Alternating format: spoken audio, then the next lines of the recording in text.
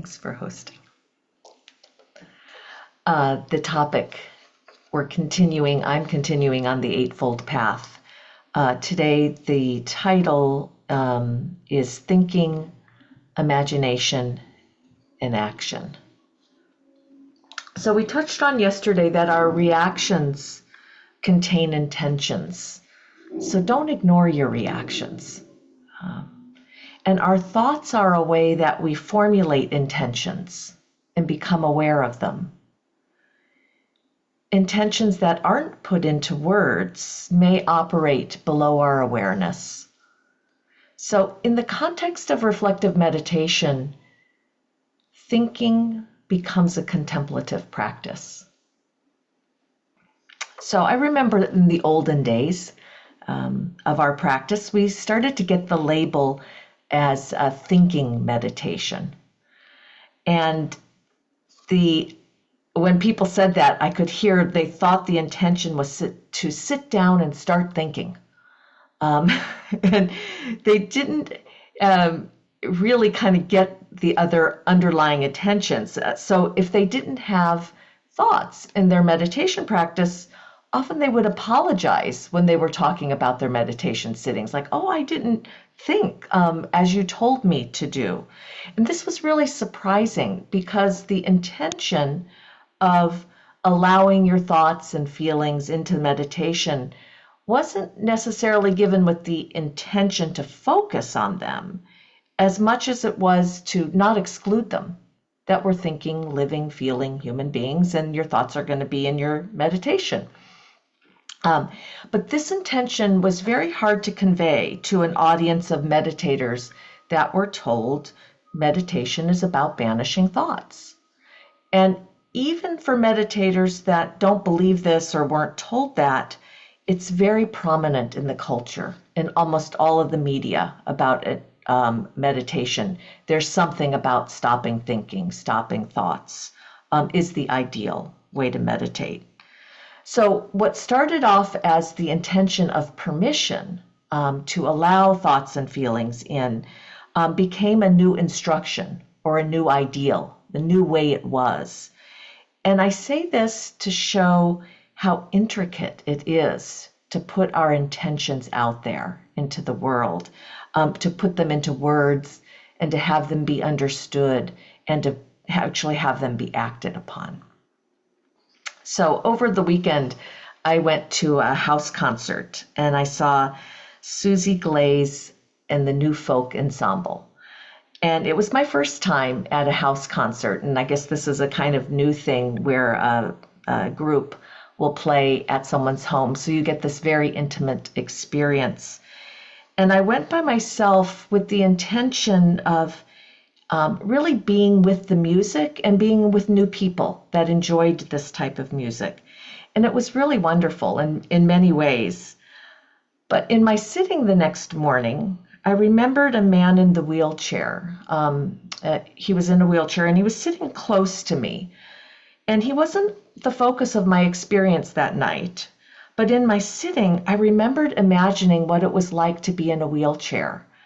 And I assumed the most difficult things, like he couldn't get up and get his own food, he needed an attendant, people had to go around him and kept bumping into him to go to the bathroom. But he was positioned kind of behind me to the right. And during the concert, and I'm remembering this in the meditation, I could see his feet moving in time with the music, just like I could see and feel mine. And at times he would start singing out some of the words just as I did to the songs that we knew. And he seemed to really enjoy and feel uplifted from hearing the music, just as I was. And while I was in the meditation, I was like, I don't trust all of this memory because he was behind me. How could I know so much about his experience?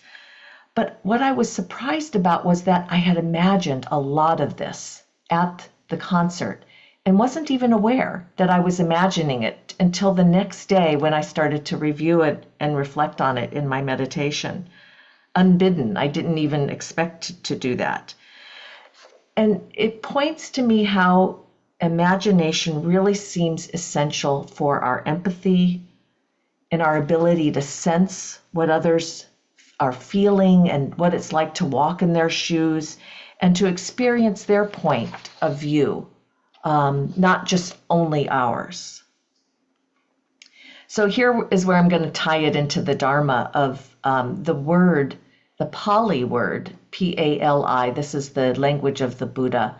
The Pali word for right intention is Samma Sankappa. So Sankappa. And Stephen Batchelor gives a unique translation of Sankappa, and he translates it as imagination. So looking at right imagination.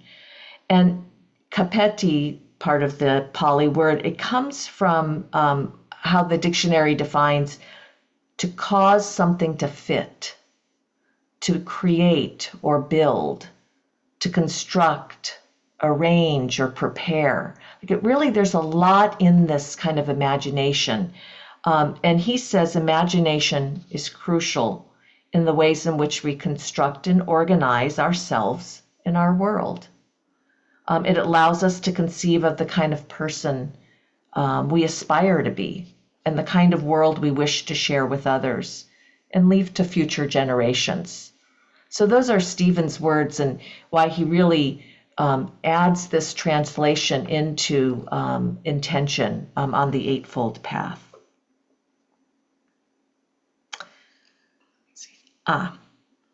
So he says one other thing, and I thought this was interesting. Our intentions may be founded on noble principles and values, but they need to be realized in our messy, ambiguous, volatile lives. Imagination can lead us to the threshold of action, but cannot cross it. It leaves us suspended, waiting for us to take the risk of initiating action or something new. So these two spokes for me feel very intertwined, right intention and right action. That imagination goes with action. Intentions come to fruition through our actions. Now, as I was writing this, I often think of and contemplate, is sending good thoughts or wishing someone well or envisioning a better world, is that enough? Like just when it stays within my imagination, within my own self? Because sometimes it is, and that's a big part of my life, is envisioning a better world and thinking about people and wishing them well.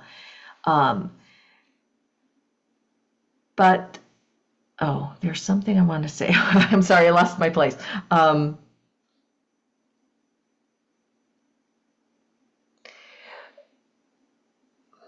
Okay, I'm going to get there. I've just had a blank mind for the moment. Maybe I need a pause.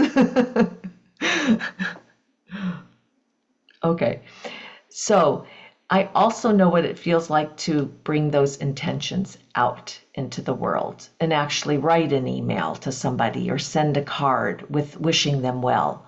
And it takes my intentions a little bit further. And that those intentions and actions, they're so intertwined. Sometimes I act first and then kind of see the intentions within the action. Sometimes I intend to do something and I'm not able to, and it's not the right time, and I can't yet. So I'll end with this, is that I didn't say anything to the man at the concert, but having him in the group that night was lovely for me. And I ended up connecting with Susie, the lead singer, who also gives voice lessons and plays guitar and does songwriting, kind of all of my little hobbies right now. And it feels to me like how intricate intention and actions are, is that I had this safety and feeling from the community by having this gentleman in the group, but then I actually took different action. And it feels like an intricate dance, this imagination and action, not linear and direct.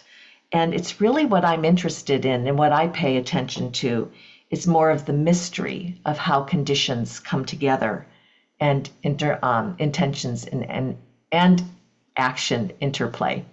Sorry, I'm stumbling this morning, but I'm here. So I'll end the Dharma talk there.